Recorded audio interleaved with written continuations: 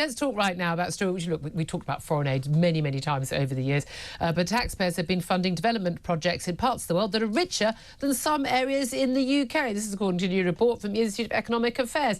I mean, this includes places like China, hostile nations, by the way, vastly rich nations that got rocket programs and nuclear weapons and things. But, oh, no, absolutely, we should absolutely be sending them some of our hard-earned money. Well, let's talk about this with Reem Ibrahim, who's Communications Officer at the IEA.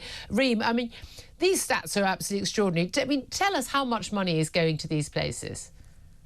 It's absolutely extraordinary. So thank you for having me on, Julia. This paper effectively looks at areas of the world that we are currently giving money to. So taxpayer money is going to these areas of the world for really quite obscure development projects. And actually, these areas of the world are much wealthier than some areas of the UK. So we looked at various different areas of the UK and their GDP per capita. So it's all based on GDP per capita. And it actually found that there are many areas of the world in which we actually spend money that's actually much less wealthy, much wealthier than areas of the UK. So, for example, we looked at areas like Ordos in China. Again, as you said, China is a hostile state to the UK, which has a GDP per capita of £27,500, which is more than 69 regions in the UK. So, taxpayer money is going to areas of the world that is actually run by a hostile state to the UK, and indeed that is actually more well off than 69 regions. I mean, it's crazy, isn't it? When you go in places like, I mean,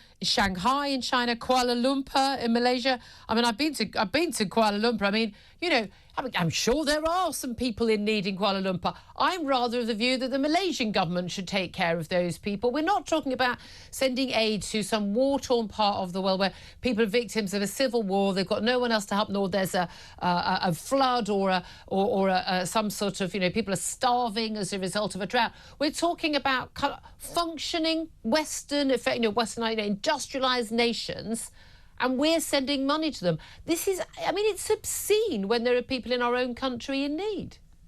It's obscene and it's absolutely scandalous when we've already got some of the highest tax burdens since the Second World War. We are spending huge amounts of taxpayer money on various different projects across the world that indeed are going to areas of the world that are wealthier than some areas of the UK. And this is really the point that the paper, I think, highlights. And it's quite interesting. There are obviously incentives for UK civil servants and aid workers to want to work in better places that have better infrastructure. So there's actually that incentive. A lot of those aid workers and civil servants don't want to be working in, as you said, a war-torn area of the world in which some of this money could actually go really quite far.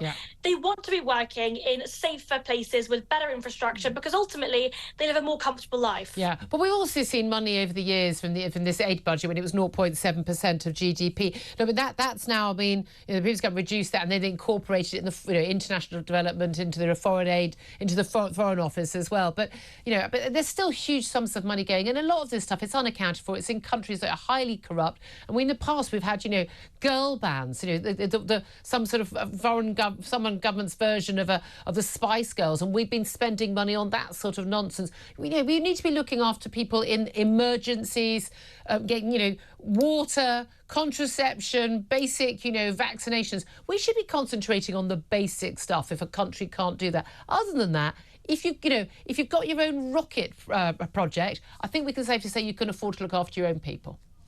Absolutely. No, you're absolutely right, Julia. And this is really the interesting point. Again, we're not saying that, all foreign aid absolutely goes to waste. But the point is, because we look at it from an arbitrary kind of approach, a certain percentage of GDP, it means that a lot of this money is going to projects that, quite frankly, don't need to be there. Absolutely. So we've got a couple of examples, and we call the paper...